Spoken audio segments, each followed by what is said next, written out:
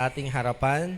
At sana sa mga online, no, you put yourself in a position where you can enjoy the presence of the Lord through His Word. Avoid distraction. Pwesto ka kung saan ka hindi ka magugulo. At kung sa makakapagbasa ka, makakapagsulat ka. Salamat, may online. At sa atin din dito, ay I see na nag-grow tayo in a way sa pakikinig ng Word of God. So keep it up. Wala na ako masyado nakikitang natutulog. Unlike nung nagsisimula ako dito sa ICF. Talagang kukunti na nga lang. Mas marami pang gising. Pero ngayon ay may mga teachable heart ang mga generation na ito sa Panginoon. At may natututunan. At nakikinig naman maigi. Okay po. So basahin na po natin ang Acts chapter 2. Verse 17. In the last days, God says, I will pour out my spirit on all people. Lahat daw ng tao.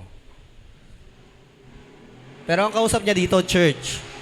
Pero sabi ni God, lahat ng tao daw. Okay? Unbeliever o hindi. Pero sabi dito, your sons and daughters will prophesy. So, yung mga Kristiyano naman daw, mga anak ninyo, ay magpo-propesiya. So, pag inisip na propesiya agad na parang supernatural, well, actually, it's supernatural. Pero pag propesiya, ibig sabihin din nun, magsasabi ka ng mga bagay patungkol sa Diyos, yung mga anak daw natin. Amen? So, yun yung ibig sabihin ng prophecy. Hindi yan palagi na patungkol sa propeta, magsasabi na, ikaw, magkakaroon ka ng maraming pera. Hindi lang yon, kundi yung prophecy is also speaking about the goodness of God. O hindi nila maiwasan sa kanilang mga labi na banggitin na ang Diyos ay mabuti, makapangyarihan. So, in the last days daw, kasi ibubuhos ng Diyos ang kanyang espiritu.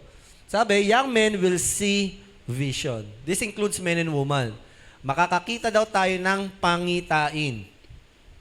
At your old men will dream dreams. Yung mga matatanda naman ay mananaginip ng panaginip. So, anong pinagkaiba ng vision sa dream? Ang dream kasi, ito yung talagang natutulog ka, no? Tapos may encounter ka, divine encounter sa Lord. Ang vision naman ay para ka natutulog pero may kamuwangan ka. Pero yung kamuwangan mo is captivated by the Lord. Kumbaga parang meron kang reality na nakikita beyond sa kasalukuyang sitwasyon mo. Mamaya sabihin ko anong pinagkaiba pa nun. Even on my servants, sabi, tayo daw mga lingkod ng Diyos ay, I will pour out my spirit in those days. Yung those days ngayon yon, and they will prophesy. Magpapahayag tayo ng mga bagay patungkol sa Diyos. Tayong mga lingkod ng Diyos. So pinag-uusapan po natin ngayong buwan ay patungkol sa banal na spirito. Ang ating tema ay Encountering Holy Spirit. Sige, paki-next na po. Sumobra. Ayan ang tema natin ngayon, January. Now, that's, I was praying to the Lord last year. Sabi ko, Lord, yung mga anak mo is really struggling pagdating sa pagsunod sa kalooban mo, especially sa pag-share ng gospel. At sa evangelism. Yung personal na pagde-disciple namin sa aming mga alaga. So, ngayon, ang isang bagay kasi na nabasa mo sa Bible, mahirap siyang sundin unless you are filled by the Holy Spirit. Maalala ko nga, sinabi ni Bishop nung last encounter natin doon sa, last event, kasama si Ruth noon eh.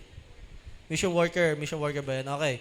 Mission worker, sabi niya, you cannot share the gospel if you are not filled by the Holy Spirit. Kung hindi ka puspos ng banal na spirito. Well, gusto ko lang linawin din yun. Alam natin kung ano yung ibig sabihin ni Bishop. Na ang mga taong puspos ng banal na spirito, they are the ones who truly effectively sharing Jesus to people. Pero, kahit hindi ka puspos ng banal na spirito, gagamitin ka pa rin instrumento ni Lord para maipahayag yung mabuting balita. Kaso nga lang, not as effective and moving as those people na pinupuspos ng banal na spirito. When is that time?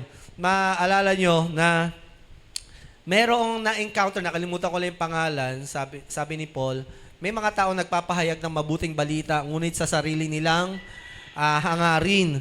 So gusto lang nilang, imbis na ibahagi talaga mabuting balita, they want to benefit from sharing the word of God. Pero sabi ni Paul, hayaan mo sila. Kasi kahit papano napapahayag ang mabuting balita sa kanila. Pero sa kabila ng yon, wala silang napapala in reality. Nagagamit sila ni Lord. Pero, ayan nga yung dealing ko last year, Lord, the church needs to talk about your Holy Spirit. Kasi gusto nilang sumunod sa iyo eh. Itong nababasa namin, gusto namin gawin. Kaso nga lang, we lack encounter of you. Kulang na kami sa karanasan namin sa iyo. We are so innocent about you, Holy Spirit. At maaaring marami nga din sa atin talagang bihirang-bihira tayo na pupuspos ng banal na spirito, di ba? At baka hindi pa natin nararanasan din yung initial experience, yung tongues of, speaking of tongues, vision ng Holy Spirit. Ay, yun nga yung mga pag-uusapan natin ngayong buwan na ito. Alam ko gusto nating sundin lahat si Lord. Amen? At ang pagsunod sa Panginoon ay mangyayari lang talaga kapag tayo ay lubusang pinuspos, pagkapuspos sa atin ay nagpasakop tayo sa pagkilos ng banal na spirito. Dahil kung walang pagpuspos o pagkilos ng banal na spirito sa iyo, sumusunod ka lang kasi ayaw mong mapahiya. Out of commitment, hiya-hiya na lang. O kaya naman, gusto magbida-bida, gusto mong maitaas. O ayaw mong masira yung future mo. Kasi alam mo, kapag di ka sumunod sa Lord, nasisira future mo. Pero iba kasi kapag sumusunod ka out of the power of the Holy Spirit. So mga kapatid, this message is a blessing to us and it will cause us to obey the Lord naturally, willingly, and joyfully. Amen? Ganyan ang ating banal na spirito. Lagi ko nga sinasabi, the kingdom of God is joy, peace, and righteousness. Kapag ikaw ay nasa loob ng kaharian ng Diyos, sa presensya niya, ang laging nararanasan mo ay kagalakan, kapayapaan, at katwiran, righteousness, kaayusan ng buhay or order in life. Iba kapag kumilos si Holy Spirit. At last week, pinag-usapan natin yung pagkilos niya about wisdom of the Holy Spirit. Diba? Pinag-usapan natin yung Proverbs. So, doon nabanggit, Holy Spirit is the spirit of wisdom. So, hindi na natin masyadong pag-uusapan na yung mga medyo nalalaman na natin o medyo redundant na pagdating kay Holy Spirit. Although, babalikan natin yun para magandang paalala. Pero we will talk about things na hindi pa natin masyadong na-encounter kay Holy Spirit. Okay? Ready na ba kayo? So, ang title naman natin ay Dreams and Vision. Pero ang topic, kaya bakit yan ang title, is Holy Spirit Divine Communication through Dreams and Vision. Sabi sa verse kanina, in the last days, I will pour out my spirit. Para saan? Ano mangyayari pag pinur out daw yung spirit? You will see dreams and visions. At the same time, hindi lang sa mga naniniwala sa Diyos, mananaginip din daw ang mga unbeliever.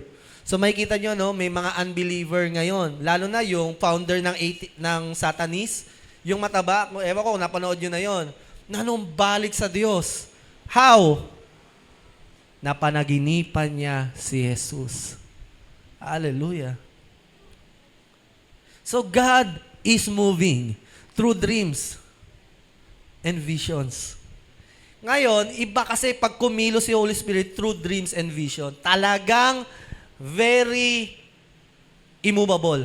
Iba yung kinonvince ka by communication ng tao eh. Pero iba kapag may nakita kang pangitain, revelasyon, may nakita kang panaginip. Ewan ko, may kanya-kanya kayong panaginip sa Panginoon eh. Ako, unti-unti kong ginigising. Pinapagising ko sa Panginoon. Sabi ko, Lord, gisingin mo yung natutulog kong panaginip sa iyo. And last anniversary, may napakinggan tayong testimony kay Sister Yvette. Yung kanyang dream, di ba? Sabi niya, itong tao na ito ay, sabi niya, mayabang siya. Sabi niya, bobo siya. Kahit na meron siyang financial freedom, kahit na nasa kanya na lahat ng gusto niya, at sabi niya pa nga, sa testimony niya, wala na po akong mahihingi pa. Pero she had an encounter with the Lord. Paano? Through dreams. Napanaginipan daw niya. Or by visions. Nung minsang may sakit siya, hindi na siya uli pwedeng operahan, sabi niya noon. Sa testimony, binalikan ko nga and I'm so blessed to hear. May nakita siyang mga angels worshiping the Lord. At pagka-worship niya, ay nakalimutan ko yung whole story. Yvette, kung nanonood ka, please remind us. Basta, nung nagkakaroon siya ng encounter with the Lord, yun. Tapos nakita niya si Jesus pala, no? Nakita niya si Jesus from heaven.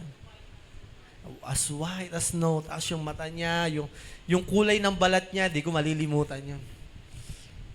Sabi niya, hindi siya so dark, not so white, parang kay pastor. Tawad sa Panginoon. Kala nyo, ha? Pero actually, Jesus is really, yung sa theology, tama yung vision ni Yvette. In theology, Jesus is not white and He is not black. His skin is just fair. Kasi, tsaka si Jesus is a man of all nations. Hindi siya sa Asia, hindi siya sa Europe, hindi siya sa Middle East, nasa gitna siya. So he is in the middle of everything talaga, si Jesus. Moving on. At pinanganak si Jesus nung nagkaroon ng universal language. Tama? So Jesus is not just God of Israel. He came to be the God of the world, to save all people in the world. Not just a specific race, but everyone. So, yun nga. Sabi niya sa panaginip. And then, may napanaginipan niya kami ni Vanna, na marami daw tao sa labas ng simbahan. So, kasal daw yun, ganyan-ganyan. Tapos, doon niya nasabi na hindi niya may tatanggi. Ito kasi, dealing niya sa Lord yun eh. Kinausap siya ni Lord doon. Na dito ako tinawag sa church na ito. Alam niyo, wala pa siyang church noon. Basta may problema lang siya, lumalapit siya kay Lord. Pero wala pa siyang church, hindi niya alam kung saan church. Tapos alam ko, hindi niya lang nakwento, bigla ko siyang minessage. Kinamusta ko siya, sabi ko, I'm praying for her. Tapos, the rest is history. Biglang nag-confirm, alam mo ba, ganto-ganto na panaginipan kita. Sabi niya yun eh. Nung minessage ko siya, alam mo, napanaginipan ka kasama mo yung best friend mo, ganyan, sa panaginip. Tapos nakita niya nga yung labas ng simbahan. Sabi niya, therefore, I conclude, nung naghahanap ako ng church, ang binigay niyang church sa akin, yung church natin sa ICF. Pero mapalakpakan natin si Lord sa ganyang bagay. You see, that God, when God speak, hindi mo maitatanggi na siya talaga yon. Lalo na, kapag napanaginipan mo ang Panginoon, nangusap siya sa iyo. Iba nakakakilabot kapag ang Holy Spirit nagsalita through dreams and vision. It really changes the atmosphere. Talagang babaguhin ka niya.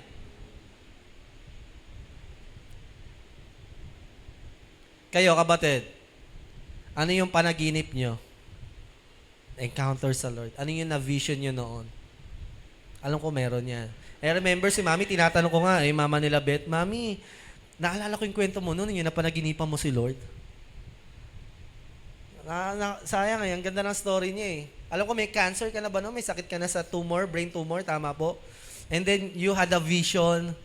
Tapos nung vision, dinala ka sa isang church, then someone prayed for you, tapos bigla ka instantly hinimatay, tapos nagpa-check up ka, magaling ka na.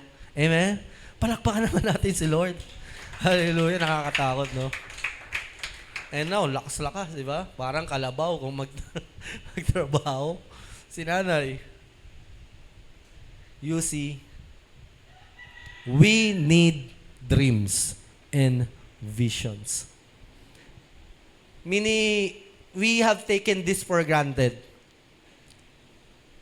Sa LIJ naman, nung wala silang simbahan, there is this one worker, one mother. She had a dream na meron daw parang isang goldfish, ganyan.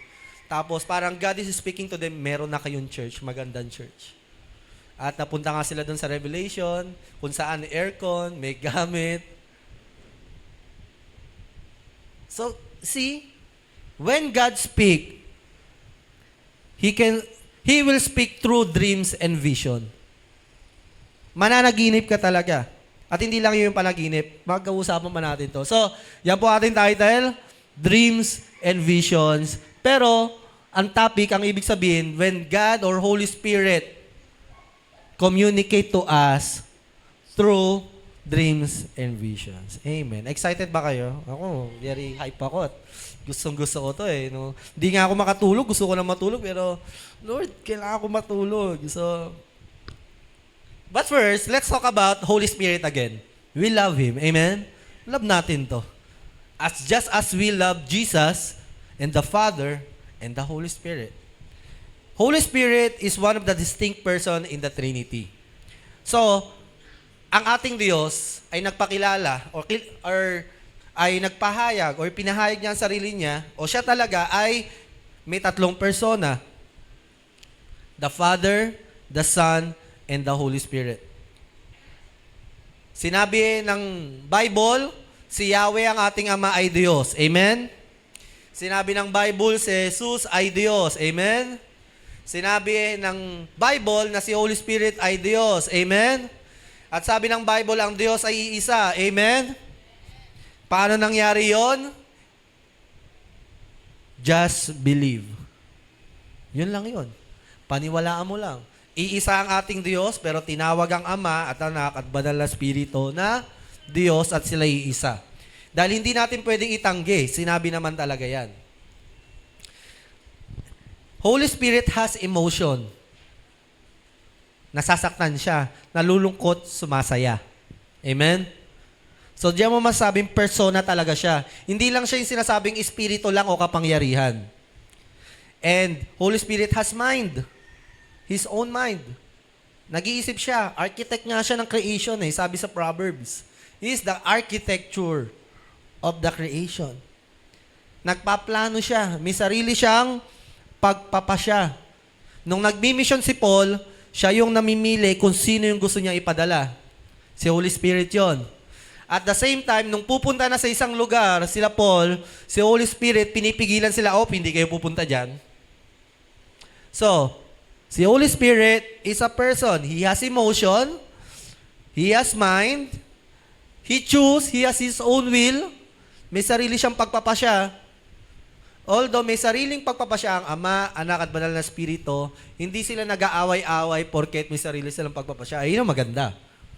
Tayo nga lang, ito pinagkaiba natin. May kanya-kanya tayong pagpapasya, at dahil may kanya-kanya, minsan nagkokontrahan tayo. Are you listening?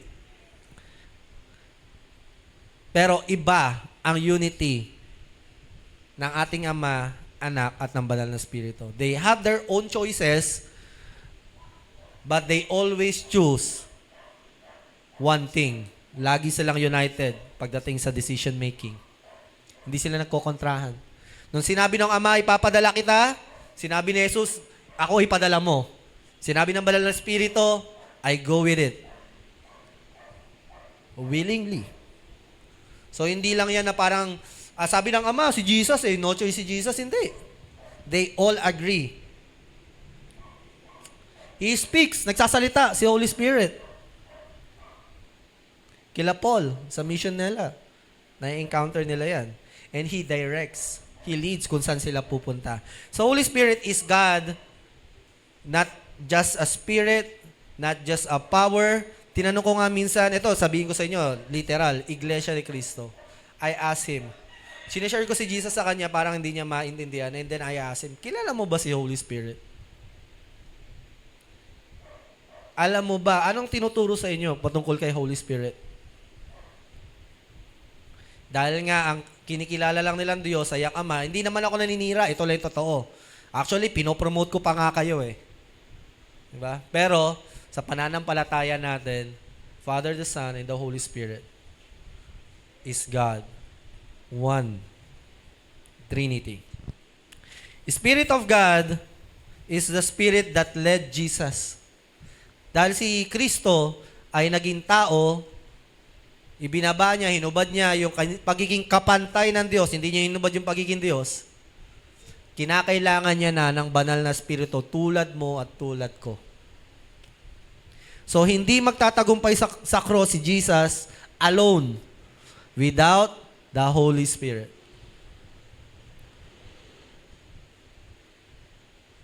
Kaya nga niya ginawa ito eh.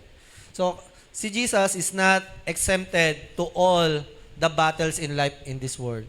Nung baby siya, gusto niya ng gatas, umiiyak siya, nagugutom siya, nadadapa siya. Pero, hindi siya nagkasala dahil sa banal na Espiritu. So, as we can overcome every sin. We are forgiven and delivered to every sin. Holy Spirit is the Spirit of God living in us. Binabalikan lang natin to. Power of God who did supernatural things. So, ang Espiritu ng Panginoon, siya yung gumagawa ng mga kababalaghan sa buhay natin. Mga bagay na nagagawa natin na higit sa capabilities natin, higit sa kakayahan natin. We choose things na ayaw natin noon, pero nagagawa natin piliin dahil napupuspos na tayo ng banal na Espiritu. That's Him. Siya yon. At sabi nga ni Yonggi Sho, yung pinakasikat na pastor sa Korea, hindi ka magiging successful Christian kapag hindi ka na naniniwala sa miracle. Take note, tama yun. Ako I realize, totoo nga. Pero syempre, hindi naman tayo mga people na para superstitious na sobrang puro miracle. Pero that's true. We cannot enjoy, conquer the battle in life without experiencing miracles. Sabi mo sa katabi mo, miracles. And only the Holy Spirit can do it. Ikaw buhay na himala ka. Isa kang buhay na kakilakilabot na biyaya ng Panginoon na hindi mapapaliwanag ng tao. And He is the Spirit of wisdom nga. Katulad ng last time, pinag-usapan natin, di ba? Na ang banal na Espiritu, ang karunungan ng Diyos. Ano ba yung mga natutunan natin? Yung 4 na pointers. Number 1, di ba? We surround ourselves with Christians. Tama nga naman. Who you go with becomes you.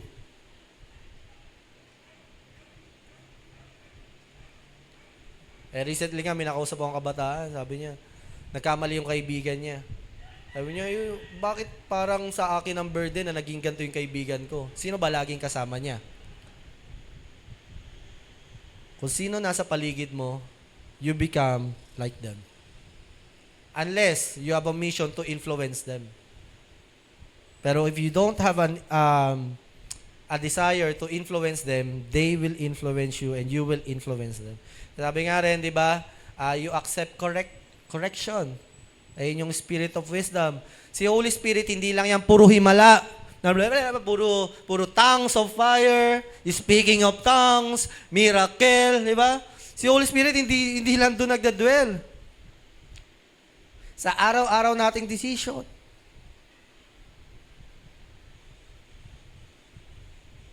It's the work of the Holy Spirit kung bakit naiayos ang buhay natin. Hindi lang yan puro porket nagtatangs ka, lagi ng tama decision mo. Tama?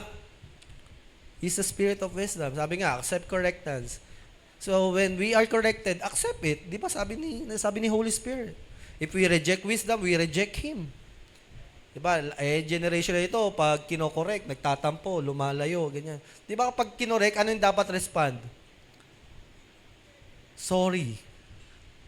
When is the last time that you are corrected and you ask forgiveness? And you acknowledge that you are wrong? When we are corrected, we ask forgiveness, di ba? Sorry po, mali ako. masyado tayong takot na amining mali tayo. Tama? And that's a spirit of pride.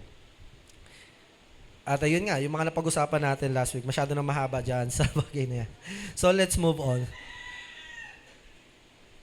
Ang totoong palagi, sayang, ganda ng introduction kanina, no? Talaga, very movie. Balikan nyo na lang sa mga naka-miss out. Job chapter 33 verse 14 and 18. Ang totoo, palaging nagsasalita ang Diyos, kaya lang hindi nakikinig ang tao. Nagsasalita siya sa pamamagitan ng panaginip o ng pangitain. God is always speaking. Kahit tulog ka. Kaya pala minsan nagtataka ako, bakit gumigising ako? Worship song naririnig ko. Diyos ka sa amin. Parang tulog ako pero may nagpe-play na MP3 sa utak ko. Yung pala, God is speaking to us. Awake or asleep, God is always speaking. Maging sa panaginip. Para nagiging superstitious, no? Sa mga late dumating, sayang eh. May intindihan nyo kung bakit eh. Bumubulong siya sa mga tenga nila para magbigay ng babala. At ito ang nakapagpatakot sa kanila. Di mo yung mga panaginip na ganyan? Na parang bigla ka namatay.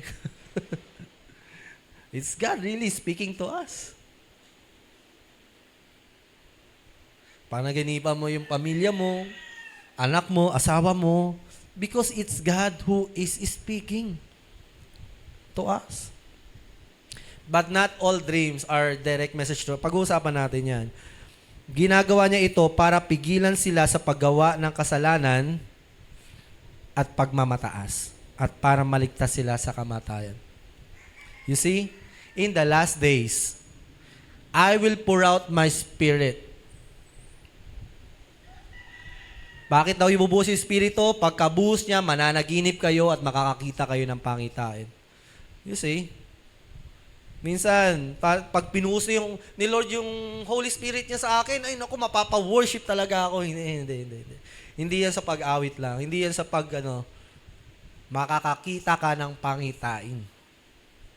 When you are worshiping, minsan, talagang literal, in the spiritual world, dinadala ka ni Holy Spirit. At kapag kaharap mo na ang Diyos, hindi ka na, mawawala na yung posture mo.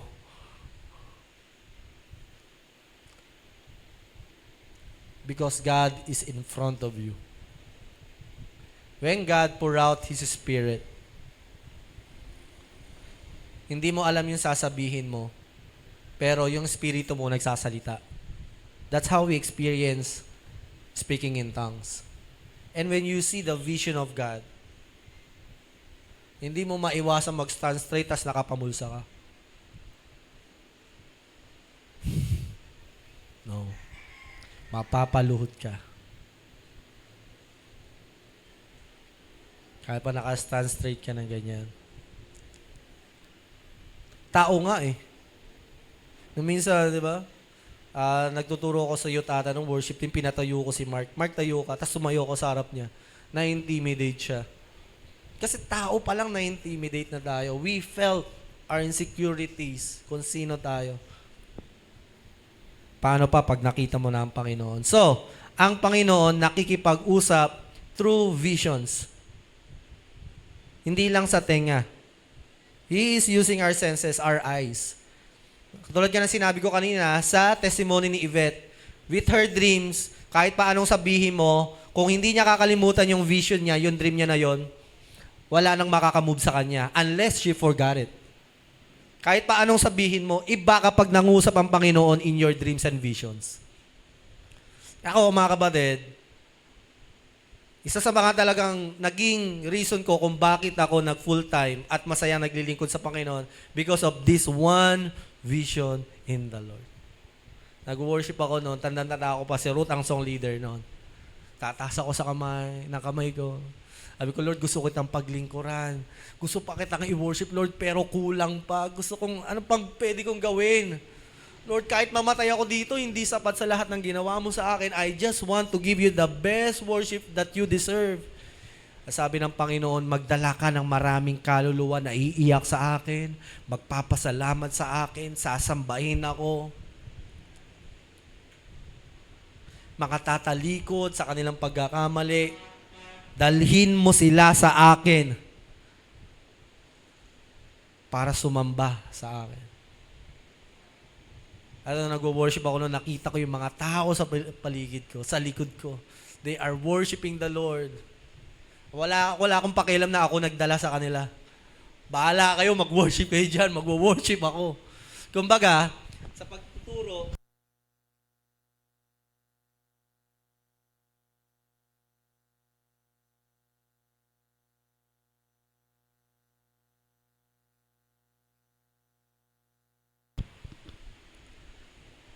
kung gusto mo pa akong worship sa mas malakas sa paraan, mag-mikropono ka. Mas malakas. Kung gusto mo mas maraming papuri, pasasalamat sa akin, kulang pa yun sa'yo, kahit pa mag-worship ka hanggang mamatay ka, di magdala ka ng mga tao, mag-worship sa akin. Kanina nga rin, nag-worship ako, Lord, ayokong pumunta sa kaharian mo na may 5 kaluluwa lang, 10 kaluluwa na dala sa'yo, God. I don't want. Gusto ko, Lord, maraming kaluluwa na dala sa'yo. Not because selfish, no? Hindi. Gusto ko lang parangalan ng Panginoon. At kapag naalala ko yon, wala akong pakialam kung anong mga pinagdaraanan ko sa buhay. What is your dream and vision sa Panginoon? What moves you? When is the last time you dream sa Panginoon? Diba mga kapatid? At kanina nga, sabi ko, Lord,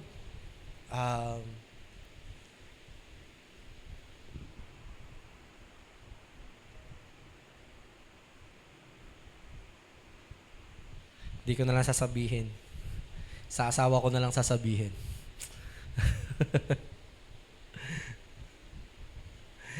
May vision kasi ako nakita kanina, sabi ko. Tinatanong ko, parang sa asawa ko na lang muna sasabihin. Pero I have this great dream para sa Panginoon, para sa Kanya. Hallelujah. At nakita ko nga sa vision, sa panaginip, kanina nag-worship, pinakita ng Panginoon. Sabi ko, wow, praise God. Salamat po, Panginoon. So, ang Holy Spirit, He speak to us through dreams. At sa pag-aaral ko sa salita ng Panginoon from Old to New Testament, He speak through interpretation of dreams. Nagpa-fasting tayo ngayon, tama? At sa Daniel fasting, ay diyan nagkaroon na encounter ang mga lingkod ng Panginoon. In Daniel chapter 4 verse 8, ng bandang huli, lumapit sa akin si Daniel. Pinangalanan siyang Belteshazzar, na ang pangalan din ng aking Diyos. Nasa kanya ang espiritu ng banal na Diyos. Actually, ang sinabi sa original ng mga Diyos. So dati talaga in the Old Testament, they are believing there is one God, but there is something na parang marami. So hindi na natin pag-uusapan yun, pero we can say it's the Trinity of God. Nasa kanya ang espiritu ng banal na Diyos. Ang Holy Spirit daw ay nasa kanya. At kapag nasa iyo daw ang banal na espiritu, sinasalaysay ko sa kanya ang aking panaginip.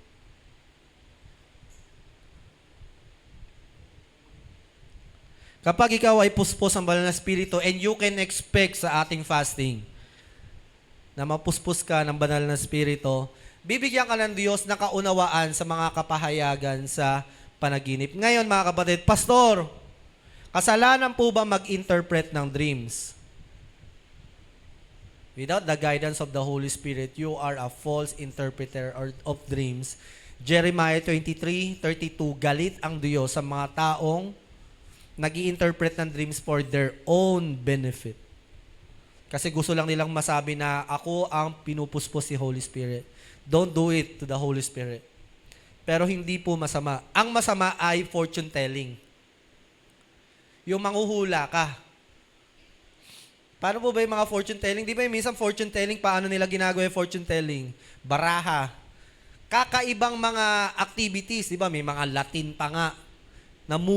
Nagagalit ang Diyos sa ganyang gawain. Galit na galit ang Diyos sa fortune telling. Galit din ang Diyos sa omens, seeking omens. Alam niyo kung ano yung seeking omens? Yung parang naniniwala ka sa haka-haka o kasabihan o superstition. Halimbawa, si Laban, kasama niya si Jacob. Sabi niya, pagkasama kita, Jacob, ang masaya yung buhay ko, nagiging maayos ang lahat. Hindi dahil sa si Jacob ay lingkod ng Diyos. Iba ito naniniwala lang siya basta pagkasama niya si Jacob. Hindi dahil sa, iba kasi pagkasama mo lingkod ng Diyos, alam mo pagpapalain ka. Amen? Amen? Pagkasama mo mga kapatid mo, talagang pagpapalain ka. That's a promise of God. Blessed are those who bless the servants of the Lord, and curse those who curse the servants of God. Ngayon, itong si Laban, nagkakasala, omen, kasalanan yun, sa kanya kasi, hindi dahil sa lingkod ng Diyos si Jacob, pero dahil parang swerte itong si Jacob. Parang sa sugal, lucky charm, tama, sabi ng asawa ko, pagkasama ko to, nananalo ako siniswerte ako. So yun ang omen. Galit ang Diyos sa pungsoy. Okay? Mga Chinese, Japanese, o kung anumang beliefs na hindi nakasaad sa Bible, naninibugho ang Diyos dyan. At may sumpa dyan. So may I warn you, iba yung interpretation of dreams. Iba yung panguhula. Kasi kapag nanguhula ka, ang ginagawa pa nila, nakikipag-usap sa patay. Galit ang Diyos dyan. Huwag kayong makikipag-usap sa patay. Tapos, ang ginagawa pa nila para malaman ang future, nag-aalay sa mga Diyos-Diyosan. Yung ginawa nung nakaraan, sa tingin nyo, superstitious yun o hindi? That's superstitious. Sinabi ba sa Bible, kailangan mong gawin yan para gumaling ka sa sakit? Pero we don't disregard na lahat ng lumalapit sa Diyos ay pinapakinggan niya. Pero walang sinabi si Lord na gumawa ka ng ganito, magsunog ka ng ganito, magganto-ganto ka para magkaroon ka ng good fortune. Okay? Ang sinasabing interpretation of dreams is kapag ikaw ay nasa Panginoon, yung kaunawaan mo ay lumalalim. Kahit yung mga patungkol sa Diyos na mahiwaga, nauunawaan mo. Special moment. At kapag nagkaroon ng dreams, i-confirm ni Lord yan. Hindi yan pwede na parang magkukos ng confusion yan. Hindi lang ito yung panaginip. Ito yung parang yung pag-o-observe mo sa paligid, parang nakikita mo, na-discern mo, nagkakaroon ka ng discernment. Ano ba nangyayari sa church? Ano nangyayari sa sarili ko? Meron kang vision na nakikita mo kung ano yung nagiging problema. Sabi nga ni Eric noong nakaraan, nag-usap kami, alam mo, last year, nagulat ako na ayos yung mga bagay-bagay sa church, pero parang wala ka namang ginagawa. Sabi niya sa akin. Naayos yung mga buhay ng mga tao. Buti lumabas naayos yung buhay ng mga workers, balik sila. Pero parang hindi ko nakita gumagawa ka. Akala niya lang. Pero, merong directive, instruction si Lord sa akin day by day. Small man, di mo nakikita ng tao. Pero, magulat-gulat na lang, tama pala ang direksyon.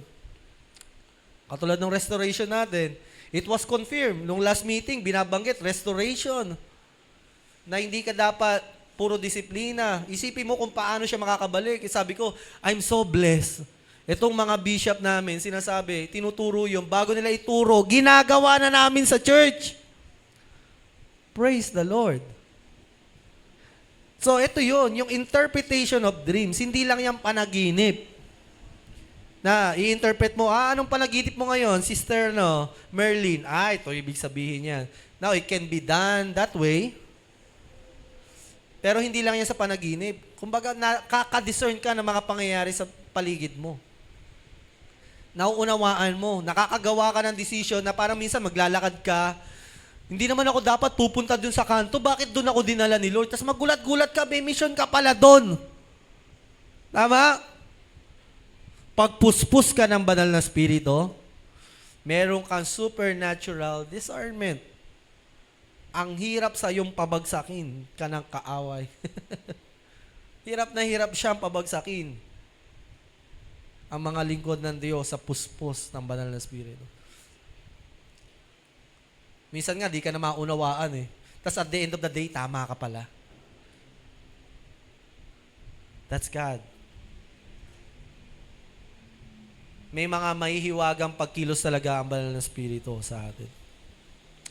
And sabi sa chapter 5 verse 12, siya ay si Daniel na pinangalanan ng hari ng Belteshazzar. May pambihira siyang kakayahan at karunungan. Sa mga nagpa-fasting, marunong siyang magbigay ng kahulugan sa mga panaginip, magpaliwanag ng mga bugtong at lumutas ng mahihirap na problema. O maliit na problema, hindi mo ma-overcome, there's problem. You need the Holy Spirit. Kung may malaki kang problema man ng bayan yan, pagpuspos ka ng banal na Espiritu, you can do wrong, no wrong, sa gabay ng banal na Espiritu. Nabalitaan ko, ang Espiritu ng Diyos ay nasa iyo, at mayroon kang pambihirang kakayahan at karunungan. You see, katulad ng pinag-usapan natin, yung wisdom, hindi yan yung kung salita ka ng salita, ang dami mong tinuturo, at marami akong kilalang ganyan. Kahit sa mga dati ko katrabaho, mga matatanda, na-encounter ko, ang galing magsalita. Tapos na, dun lang. Magaling pag gumawa ng pointers yan. May ganito. Kasi ganito yan, ganyan. Pero walang karunungan. Sariling problema, hindi maayos. Pero ito, maganda sa Holy Spirit. Hindi ka lang niya tuturo ang maging matalino. Dadalhin ka niya gumawa ng mga minsan nonsense na bagay. Pero yung pala, karunungan. Ayun pala yung magsosolve ng problema mo. Hindi, sa tingin ko, Pastor, ito yung dapat para magawa ko to, ma-achieve ko to. Well, that's right, practically. Meron talagang ganyan.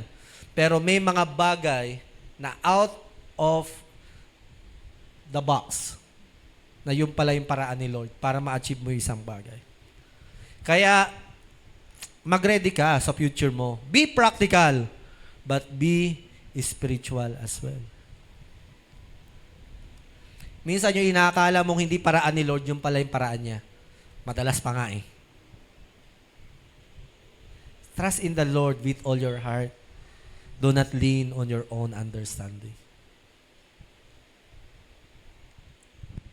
Binigyan ng Diyos ang 4 na kabataang ito ng karunungan at pangunawa, sabi sa chapter 1 verse 17. Pati na ang kaalaman ng iba't ibang literatura. See? Bukod pa rito, binigyan ng Diyos si Daniel ng karunungan sa pagpapaliwanag ng kahulugan ng pangitain at ng panaginip. Mahalaga po na open tayo that God will speak through dreams and vision, and God still speak to other people through visions and dreams. Dahil sabi nga, sa ganyang paraan, nangungusap ang Panginoon. Hindi lang puro tenga. Open your eyes. Kaya ibang tao, pag nag-worship, hindi mo talaga masisi. Nakikita nila ang Diyos eh. Nakikita nila yung kaluwalhatian ni Lord eh. Iba pag nakita mo ang Diyos. Pero iba, emosyon na lang eh. Kasi pala, laki pala ng problema, kaya pala naghihiyaw, natatakot pala, kaya pala, pero iba, pag nakikita mo ang Diyos.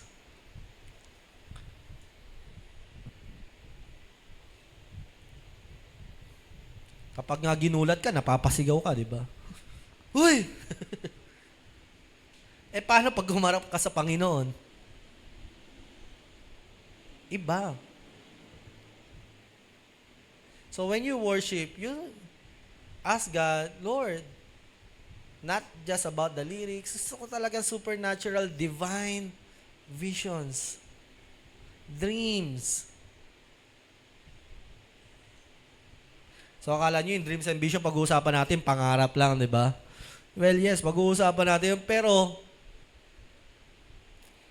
Last time nga, itong nagkasakit si Mami, si Ninang, sa hospital siya. Pray kami.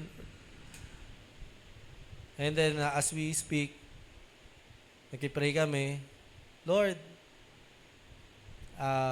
kasi may binabasa akong libro ngayon, binigay ni Pastor Joseph, about sa fourth dimension, na parang tayo, dapat naniniwala ka, yung imagination mo, ginagamit mo sa Panginoon. Hindi ka dapat na parang, ay, hindi ko makita eh. I remember nga ito, nung minsan nag-worship kami, last year, there is this dealing with the Lord sa amin, with the Holy Spirit. Sabi niya, sabihin mo na nakikita mo yung nanay, tatay mo na nakataas ang kamay, nag-worship sa Panginoon. Tapos mag-thank you ka kasi nakita mo na nag-worship sila. Now, we did it. Talagang we submit to the Lord. Ngayon, nakikita mga nanay, tatay natin. Actually, isa doon talaga nakita ko. To God be the glory. Tay, ikaw. Yung tatay nila, Beth. Kasi naalala ko pa, testimony pa ni Irish noon, nawawalan na ako ng pag-asa sa tatay ko. Parang wala na yan. Dapat, siguro, baka ganito na lang pag-asa niya para makakilala sa Panginoon. Ayun pala, kailangan mo lang siyang makita, and as you see Him, you visualizing Him, serving the Lord, nagwo-worship, umiiyak, lumulod sa Panginoon. Then, in an instant, the rest is history. Palakpakan natin ang Diyos sa buhay ni Tatay Romy. For many decades, enslaved by sins and anything na sumira sa kanya, maging sa pamilya niya. But by visualizing, by the vision of God. You visualize it. When you believe it, you see it. You dream about it. Ang Diyos maglalagay niyan sa iyo, tanggapin mo. Hindi yung, Lord, sana po maligtas yung nanay ko pero hindi mo makita. Hindi mo, walang iya naman yun eh. Pero Lord, bahala ka na. Hindi ka naman panalangin. Prayer in faith. You visualize it, isipin mo talaga. Dahil yun ang plano ng Panginoon sa lahat ng tao. Amen? Ang lahat ng tao ay maligtas. So, kung yun ang plano ni Lord, ang pangarap niya sa nanay, tatay natin, mga kapatid natin, for them to serve the Lord, bakit hindi ikaw? Sorry sa word, pero ang kapal ng mukha natin doon. Kung ang Diyos nga hindi sumusuko sa kanila, bakit tayo? Kung ang Diyos nakita yun at plano yun, bakit ikaw hindi? You see? Mahalaga yun, sabi ko, nagpe-pray kami sa hospital noon. Ayoko sanang sabihin, tatayo ka at magte-testimony ka sa Panginoon, gagaling ka. And right after we pray, sabi ni Belen, hindi ko na lang pinansin kasi ayoko lang magkaroon ng commotion doon. Pastor, hindi na daw niya nararamdaman yung ano niya. And I thank the Lord, bumulong na ako, Lord, thank you. Ayoko naman sabihin na, kaya syempre, nandun kami sa kalagitnaan ng mga tao, tumayo ka! Nina! Nina, pakita mo na totoo, buhay ang Diyos natin. Kasi nakita namin, may mga nagre-reject sa paligid. Ayaw nilang tanggapin yung prayer. Pero that night, pinagaling siya agad ng Panginoon. Amen? At nagpahid pa nga ng langis eh. Kasi yun yung sabi ng Panginoon eh. Di ba bakit kailangan pahiran ng langis? Isipin natin. Sabi ni James, pag may sakit sa inyo, papuntahin ang mga lingkod ng Diyos at pahiran siya ng langis. Dahil ang panalangin, may pananampalataya nagpapagaling ng sakit. Bakit kaya sa tingin nyo practically? Bakit kailangan lagyan pa ng langis? To visualize. Makita mo na parang, ay, totoo si Lord, kaya gagawin ko yan. O, yan, makita mo, itong langis, palatandaan na pagmamayari ka ni Lord. Walang mangyayari sa iyo na hindi niya papahintulutan. Di ba nakakatulong na visualize na, ay, oo nga pala. Ito pala yung langis, tanda ng pagmamayari sa akin ng Diyos. So you see the power of faith. Hindi yung, Lord, I pray na magaling na siya, ganyan, pero dream! Managinip ka! Visualize it! In the last days, the Lord will pour out His Spirit. You will see dreams and visions. When you pray, wag lang puro bibig. Gamitin mo yung bibig mo, yung puso mo, yung isip mo, tenga mo. Hindi yung pag nararamdaman mo na si Lord, magpa-submit ka na. Nararamdaman mo na, gumagano na yung bibig mo. And let it go. Nararamdaman mo, yung kamay mo nanginginig. Hindi magpa-submit ka na. Ibigay mo na. The reason why we don't experience it, we don't let the Holy Spirit to run through us. Hayaan mo siya. Huwag kang matakot mangarap. Pag nakita mo, pinakita na nga sa'yo, you are blessed eh. Sa mga graduate na dito, kung hindi mo nakita sarili mong graduate ka, sa tingin mo, mag-aaral ka? That's a power of vision. Ganyan ang kapangyarihan ng panaginip. You see it. Open your eyes. At the same time, number 2, dream as God's specific message. Ngayon, minsan ang panaginip literal. Katulad ni Joseph, na naginip siya. Amen? Amen po? Anong panaginip niya? Magbubuntis yung asawa mo. Sa kapangyarihan ng Diyos. Does that dream move, Joseph? Sa tingin nyo? Yes. Kung hindi na naginip si Joseph, iniwan niya si Maria. Walang kikilalaning tatay si Jesus dito sa mundo. That's the power of dream. And minsan ang dream, literal na message. Kung ano sinasabi, yun na yun. Kung nakita mo yung sarili mo, nasa impyerno, baka yun na yun. Kailangan mo na mag-repent. Kasi maraming panaginip sa Bible, katulad ni, si Abimelech. Kukunin niya yung asawa ni Abraham. Kasi nangako si Lot, maglalakbay tayo pero laging pakilala mo sa aking kapatid. Magkapatid naman talaga sila sa ama. Pero dati pinapayagan yun, ngayon hindi na. Magkapatid sila sa ama. Para hindi ka patayin. Kasi pag nalaman nila asawa kita, ang ganda nila Sarah pala, Sarah. Ganda ni Sarah noon Papatayin siya para makuha asawa niya. So ganun yung dealing nila. Wala. Kaya minsan kapatid, si Lord, pag kinausap yung tao sa panaginip, minsan pag-pray nyo rin yun Lord, kausapin mo nga sa panaginip do. Lord, lagay mo nga siya sa impyerno sa panaginip. Wow, ikaw pa nag-isip. Para lang magsisi, Lord. Pakita mo nga sa kanya na bangga siya ng truck. Hindi. Hayaan mo ang Panginoon kung paano siya kausapin. God knows kung paano kakausapin ng tao. But you need to pray for them. Kailangan nyo siyang panalangin. Kasi ang panalangin, nakakakilos siya ng kamay ng Diyos. I believe, pag nagpe-pray kami Wednesday dito, yung mga transaction na million-million, nade-delay. Because there are people who are praying every Wednesday. Yung mga transaction sa mga gobyerno, million-million, dahil may nagpe-pray, yung cheque, tumatalbog. I believe that. Kaya nga nape-preserve ang mundo dahil sa mga asin Dahil we are praying for this nation. That's the power of prayer. So yun nga, si Abimelech, wala siyang magawa. Kinausap siya ng Diyos. Hindi mo ba alam? Asawa yan ng lingkod ko. Ba't mo kukunin? Sabi niya, Abimelech, hindi ko na maalam. Sabi niya, kapatid niya kahit na, isoli mo na yan. Di mo ba alam kaparusahan yung kunin mo yung asawa ng likod ng Diyos? Don't lay your hands on the servants of God. So, yun, binigay niya. Takot siya Papatayin siya ng Diyos. Pero pinag-pray siya ni Abraham. As kung di ako nagkakamali, yun yung story. So, kung matatandaan ko, yun yung nangyari doon. At, direct message sa asawa ni Pilato, di ba? Na naginip din yun.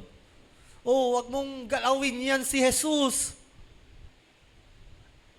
Kasi napanaginipan ko, may kakaiba yan. Hindi yan katulad ng mga tao na pinapako mo sa krus. Direct message. Kaya pag nagigising tayo sa umaga, hindi agad cellphone agad, Pang! Nakalimutan mo na, baka may panaginip ka pala. Alam nyo, minsan yan nakulang sa atin Wala na tayong time to meditate, to wonder. Wala ka ng time tumingin sa langit. Wala ka ng time na magmuni-muni. Takot na takot tayo na hindi tumingin sa cellphone natin. We don't have time to visualize God. Pag wala kang ginagawa, anong gagawin mo? Automatic. Oh, it's time for cellphone. Ano tuloy lagi mo naiisip? What do you always see? May time ka pa ba mangarap? O laging tinitignan mo pangarap ng iba, nakikita mo yung pangarap sa mga social media? You don't have time to look into the eyes of God. We are saying in the benediction, your face, Lord, shine upon us. Paano mo makikita? Di mo tinitignan na. Wise men, mga magi, ano sabi? Oh, wag na kayong bumalik, umuwi na kayo. So, dreams can happen, specific talaga. So, mga kapatid, managinip ka. Check mo din yung panaginip mo. Hindi lang pagtulog ka, may mga visions din si Lord sa iyo. Balikan mo. So in this verse, chapter 12, verse 5 and 9, hindi ko na babasahin yung buo.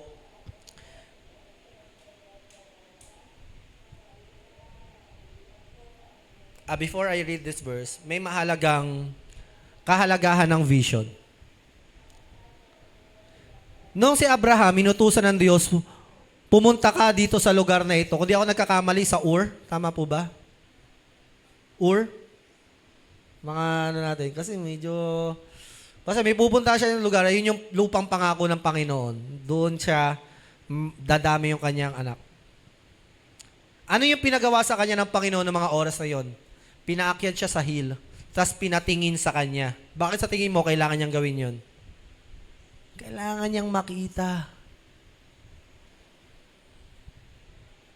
Tinutulungan siya ng Panginoon, ayan, yung pangako ko sa'yo. Siguro kung mas malinaw yung mata ni Abraham, hanggang dun din yung ano. Kaso, limited no? Tingnan mo, kapatid. Si Abraham, ang pangalan niya noon, Abram. Pero sabi ng Panginoon, hindi ka na si Abram. Ikaw na si Abraham. Ang ibig sabihin, father of all nations. Samantalang, 75 years old, walang anak. Ano yung ibig sabihin ng Abraham? Tatay ng buong salin lahi. Di ba parang nahihiya si Abraham nun, no? Parang, Lord, 75 years old ako, tas papatawag mo ako sa asawa kong Abraham. Pagtatawanan kami. Sabihin sa asawa ko, baliw. Kasi ibig sabihin nun, father of all nation. Siguro yung mga kapitbahay nila, no? In 25 years, nag-aantay sila ng anak. Naririnig, Abraham, tawag mo dyan, ang tanda-tanda niya, makakabuntis pa ba yan? Siguro, no? Pag pinaglulutuan niya ng pagkain si Abraham, ito na, tas narinig ng kapitbahay, kita mo to, baliw talaga to. Si Sarah, tinatawag ba naman yung asawa niyang Abraham, father of all nation, wala nga silang anak. That's faith. You see, the power of faith? Declare. Tignan mo. Si Sarah, pag tinitignan niya yung asawa niya, may kapasidad. Nung una, natatawa sila eh. Kaya nga ang pangalan ng anak nila, Isaac eh. Ano ibig sabihin nun? Smile or laugh. Nakatawa eh. Bro yung ba naman? Sorry, Nanay Elsie ano lang naman to. Ano ba, magbuntis si Nanay Elsie, di ba? Isipin mga tao, ano ba naman yan? Nagbuntis mo si Nanay. Kita mo, pati ikaw, natawa ka, Nanay Elsie. Ilan taon na po kayo? Matanong lang. Kaya pa! May asawa po ba kayo? Wala na. Wala na asawa? Wala na pala asawa. Pero may plano pa mag-asawa. Kahit afam? Hindi na. Okay, sige po, wag na. Hindi na, baka maging Virgin Mary pa si Mami na hindi na yung magkakaanak. Pero, di ba, kung iisipin nyo, si Abraham, si Sarah, ang tingin niya sa asawa niya, ay, kayang-kaya ng asawa ko. Magsisiping kami mamaya. For 25 years. Abraham, pinagtatawanan sila ng mga kamag-anak nila. Kahit si Abraham aanhin ko to kayamanan ko, wala naman akong anak. Ikaw, kapatid, nasa ng faith? May change name na nga si Sam di ba? Zam! See? That's faith.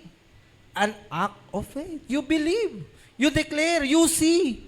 Sa tingin ba kung nakikita ni Sarah sa asawa niya, naku, magbubuntis pa ba to? Tigilan mo na nga.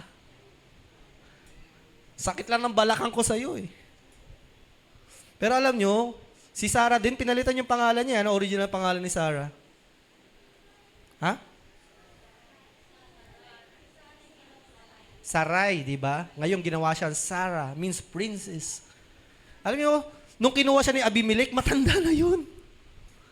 Pero dahil naniniwala siya na ako ay si Sarah, I'm a princess, nagmanifest sa kanya. Biruin mo, gusto pa siyang kunin ni Abimelech. You see? When you believe. Alam niyo si asawa ni Bishop Edgar, ang ganda-ganda. 70 years old na, no? Magsi-70. Ang ganda. Kala mo, 40 lang. Pastora Tere, ganda rin. Pag naglilingkod sa Lord, no? Ganda. Nonood ka man, Pastora. Oh. They believe. You believe. Do you see yourself? O you see yourself, failure ako eh. Failure ka talaga. Yan na, mabuti humble lang naman ako eh. Mama, ganyan. Minsan mali na din eh, no? Wala nang pananampalataya. Pero believe. Pero mo, 25 years, sinasabihan sila, Abraham, father to ng mga nation. Tanda-tanda na niya. Mga baliw talaga ito. Ay, we love the Lord. Amen. We love His Word. Ito ang sikreto ng buhay, kapatid.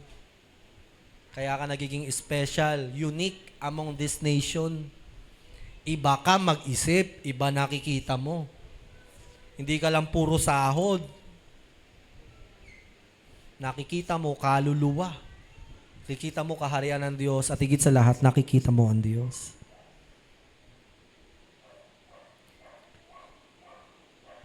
Hallelujah.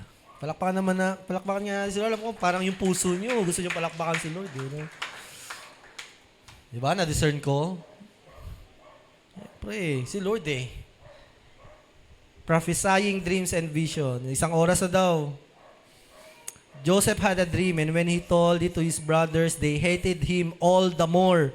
Then he said, another dream, and he told to his brother, listen, he said, I had another dream, and this time the sun and moon and the 11 stars were bowing down to me.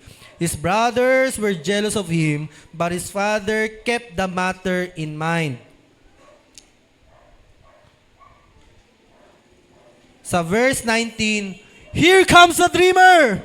They said to each other, come now, let's kill him and throw him into the easterns and say that the ferocious animal devoured him, then we'll see what comes of his dreams. Ito ay, ang Panginoon, bibigyan kanya ng pangitain, bibigyan kanya ng pangarap, bibigyan kanya ng vision, bibigyan kanya ng panaginip, tulad ng ginawa niya kay Joseph.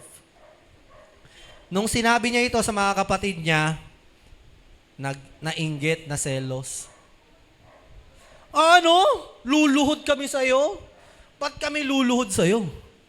Sinabi niya rin sa tatay niya, yung isa pa niyang panaginip, ba't ako luluhod sa'yo? There are people intimidated to your dream. And there are your dream killers. Sabi ni Bishop. Hindi, totoo to. Bakit yung ibang tao ay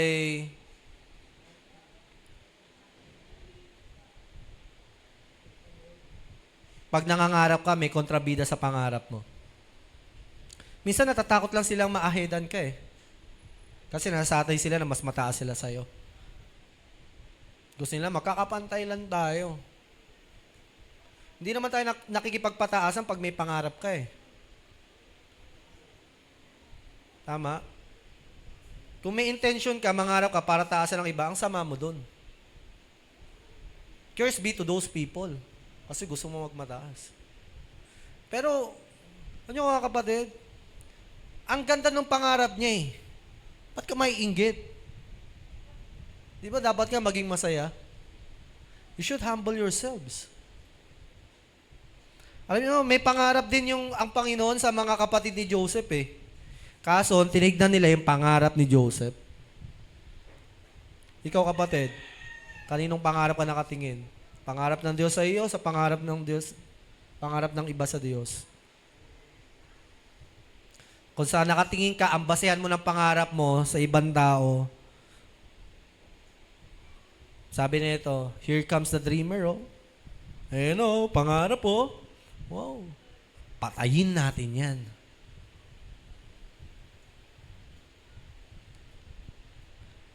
Mangarap ka.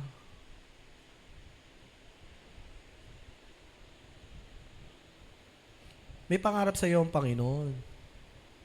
Pero asahan mo, may magdi-discourage sa pangarap mo. Sabihin, hindi mo kaya yan, pag-isipan mo muna, baka ganyan. Alam mo kapatid, kaya nga tinawag na pangarap eh.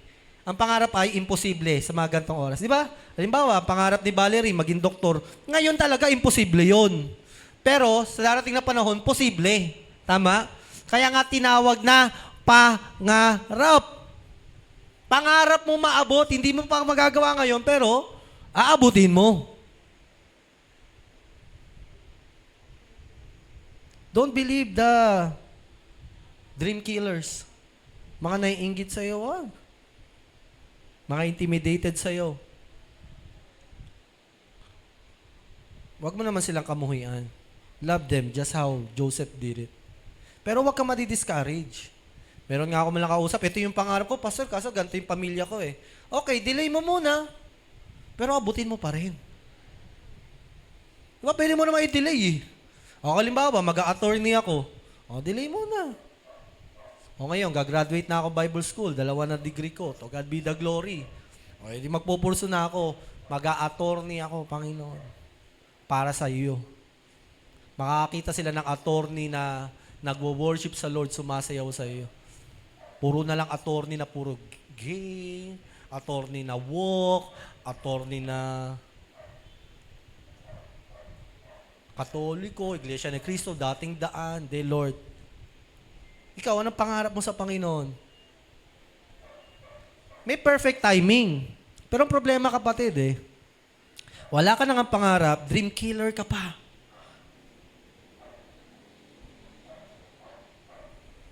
Huwag mo rin patayin sarili mong pangarap, panaginip mo. Ang sabi sa Proverbs 29:18, where there is no vision, no revelation of God in His Word, the people are unrestrained. But happy and blessed is he who keeps the law. Sabi, pag wala ka daw pangarap, unrestrained ka, wala kung ano-ano lang gagawin mo. What you feel, what you think, yun lang. Pero pag may vision ka, may direction ka. You see? Ito, ICF Ito, I've been praying to God. Lord, anong mensahe mo?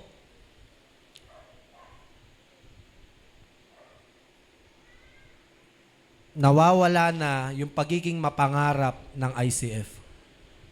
Ikaw, anong dream mo sa church na ito? Tanungin nga kita. Sa ministry mo. Anong dream mo dyan sa ministry mo na nilagay sa iyo ni Lord? Nawala na. Balikan mo. Anong dream mo sa Panginoon? Yung mga soul na gusto mong mawin sa Panginoon. Kung wala ka kasing vision, wala kang dream, wala kang gagawin. Wala kayo paglalaban. Kaya nga sabi, para kanino ka gumigising. Ako, may dream ako sa church. Papagawa to. Kasi dadami kaluluwa dito eh.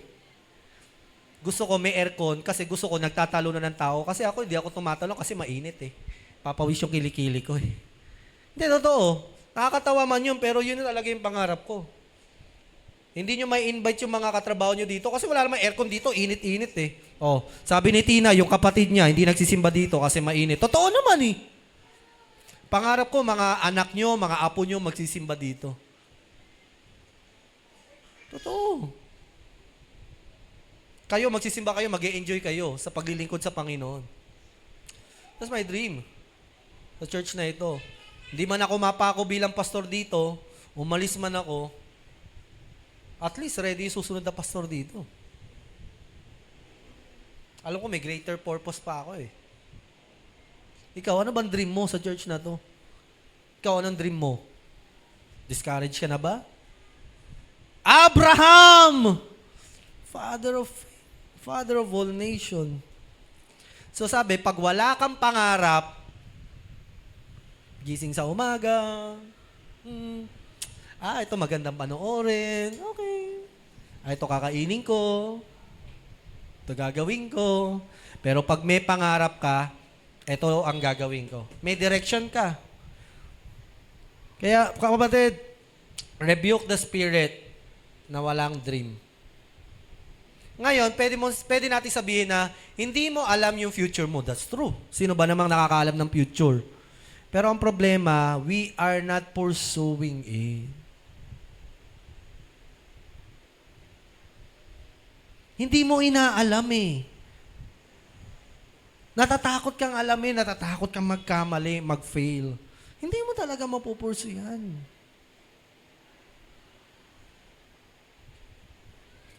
Hindi pwedeng wala tayong pangarap, wala tayong vision sa pamilya mo, sa sarili mo, pananampalataya mo.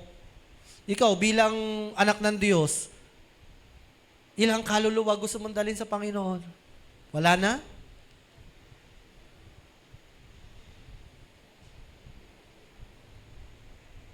What is your dream?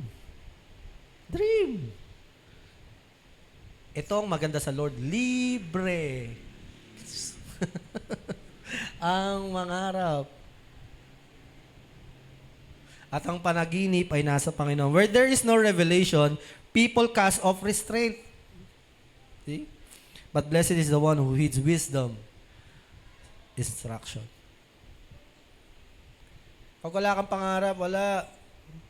Di mo alam kung anong trabaho mo, kesyo ganyan. Wala talaga. Mangarap ka na. Karoon ka ng vision. Pag-pray mo sa Panginoon, hindi maramot si Lord. Sino? Mas special ba si Yani sa'yo? Ewan ko kung may vision na to si Yani. May pangarap. So, mas special ba ako? Sa inyo? Mangarap ka. Sabi nga sa fourth dimension ni David Yonggi-Cho, isipin mo na. Sabi nga doon sa nabasa ko libro meron daw isang babae, sabi, gusto ko po mag-asawa, ganyan. O, gusto mo pala mag-asawa eh. O, anong gusto mong asawa?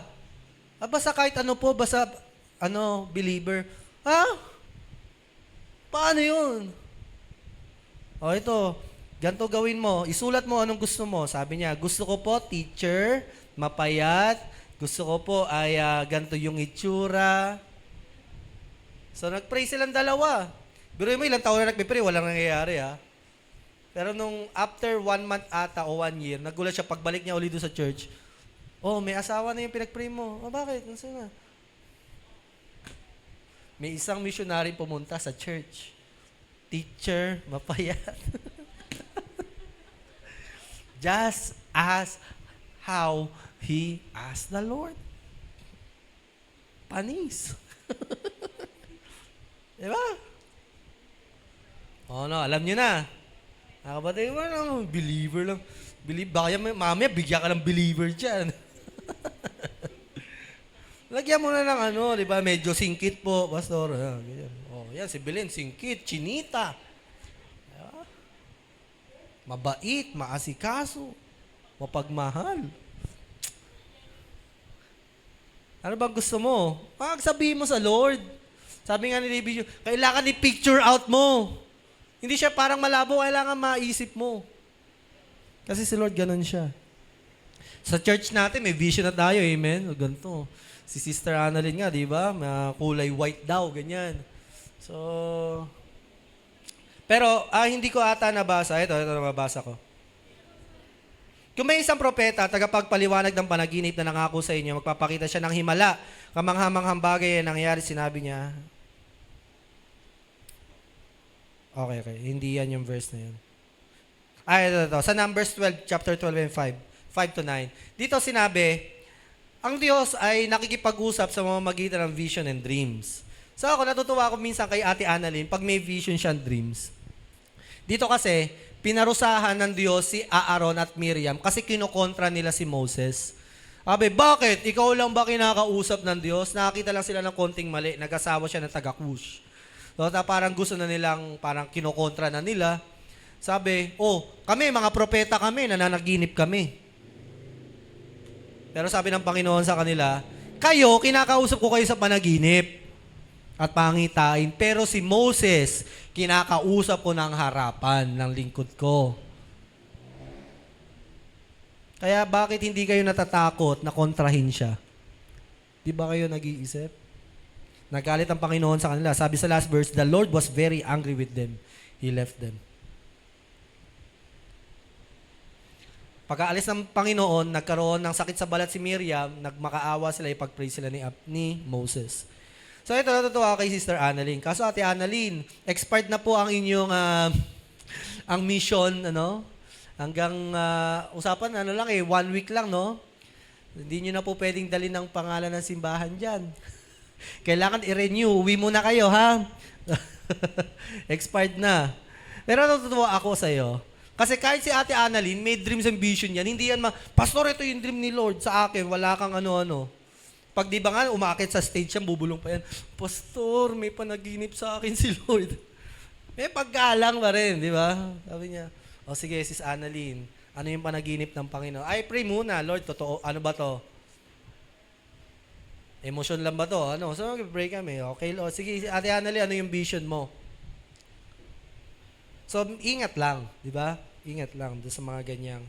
And we have servants of the Lord to help us sa mga gantong, halimbawa, may pangitain ka. Pastor, may pangitain ako. Nakita ko, mag-aasawa ako ng ng unbeliever Kitang-kita ko sabi dito sa verse na ito, sa Deuteronomy 13:1-5, huwag kayong maniwala sa kanya dahil sa verse 4, kung ang panaginip daw ay laban sa salita ng Panginoon, sabi, sumunod tayo, sumamba sa ibang Diyos, pag ganun daw ang vision, sabi, hindi pa natin nakikilala, huwag kayong maniwala sa kanya. So, dreams and vision, contrary to the Word of God, is not from the Lord. The Lord will not contradict His Word. So, hindi mo pwede sabihin, ito yung panaginip ko, Pastor Pero, kontra sa salita ng Panginoon. Dahil sinusubukan lang kayo ng Panginoon na inyong Diyos kung minamahal nyo ba siya ng buong puso, kaluluwa. Ang Panginoon ninyong Diyos lang ang dapat ninyong sundin at igalang. Kung ang panaginip na ito, ang vision na ito, nagiging dahilan kaya hindi mo na sinusunod si Lord, nawawalan ka ng galang sa Kanya, either hindi yan ang pangarap o panaginip sa iyo ng Panginoon o mali yung paraan mo sa pag-abot ng pangarap mo at panaginip mo sa Panginoon. Tuparin ninyo ang Kanyang utos at sundin nyo siya. Paglingkuran siya at manatili kayo sa Kanya. So that's, ayan ang parameters. Hebrews 11:1-2, noong una nang usap ang Diyos sa mga ninuno natin sa iba't ibang panahon at paraan sa pamamagitan ng propeta. Dati daw, nakikipag-usap lang sa Lord through prophets, dreams and visions. Ngunit nitong mga huling araw, nangusap na siya sa atin sa pamamagitan ng kanyang anak. At sa pamamagitan niya, nilikha ng Diyos ang sanlibutan at siya rin ang pinili niyang magmay-ari ng lahat ng bagay. Now, remember, hindi sinabi ng Lord na wala ng dreams and vision. Sabi nga sa Acts chapter 2, you will have dreams and vision as the Holy Spirit pour out unto you. Pero that dream and vision is centered to Jesus Christ. Hindi siya malayo kay Jesus Christ. Hindi yan puro superstitions tayo. Hindi yan na parang puro katangs. Hindi. Pero masarap palagi nagtatangs. Masarap palagi napupuspos. Masarap palagi nakikita si Lord. Hindi ka iiyak dahil ang laki ng problema mo. Naiiyak ka dahil ang banal ni Lord. Ayun ang best worship. Yung mapapahagulgul ka, tapos ang plano mo, dalhin yung pangarap mo, yung prayer mo, petition mo, pero nung kaharap mo na si Lord, Lord, bahala na, ito na, sa'yo na yan. Ayun ang best encounter with the Holy Spirit. At syempre, si Lord na rin bahala doon sa iyong mga desire sa puso. And sabi nga na Lord, delight yourself to the Lord and He will give you the desires of your heart. Ibibigay niya ang kagustuhan ng iyong puso. Keep dreaming, mga kapatid. Keep the visions of God. Dahil sa ganyang paraan, nangungusap ang Panginoon sa atin. Assignment ko na lang siguro ito sa inyong Revelation chapter 19, 11 to 16. Picturean nyo na lang and screenshot. Mamaya I want you to read it, thinking and visualizing our God. Tayo tayong lahat and let's pray.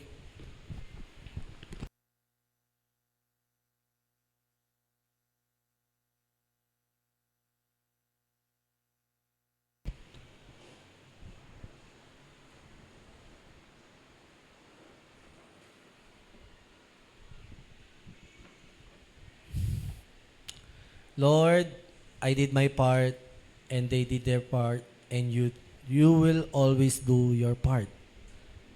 Thank you for your message, Holy Spirit. We already know you, we already experience you, but we want to know you more. And thank you for this message, God. Thank you for reminding us the power of dreams and vision in the influence of our Holy Spirit, the Spirit of God living in us. Panginoon, gisingin mo po ang mga natutulog na pangarap at lagyan mo kami ng mga pangitain at panaginip. Lord, we want to dream of you. Nangangarap kami sa mga tao, Lord. We are thinking to be with them. But we want to dream of you. Ikaw ang aming pangarap. Ikaw ang gusto naming makasama.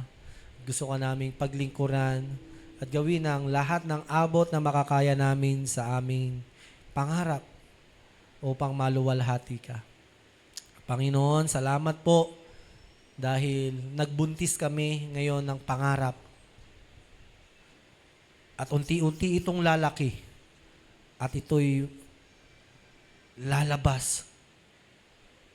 Just as how the Holy Spirit is hovering above the waters at sa paligid niya ay unting nabuo ang iyong dream, ang iyong vision of all creation. Lord, same thing with our dreams and vision. Kami po maaaring sa amin ay nagko-conceive kami ngayon ng isang bagay na inilalagay mo sa amin. Or meron kaming pangarap na inilagay mo ngayon. Lord, gisingin mo ito. Paapuyin mo ito. Pag-alabin mo. We pray to one another, Lord, and we also pray to our brethren online. Thank you for your divine communication through visions and dreams. Teach us to practice this faith, Lord God. That as we worship you, we see your face. That we choose to look at your face. That we choose to visualize all the plans and dreams you have to us.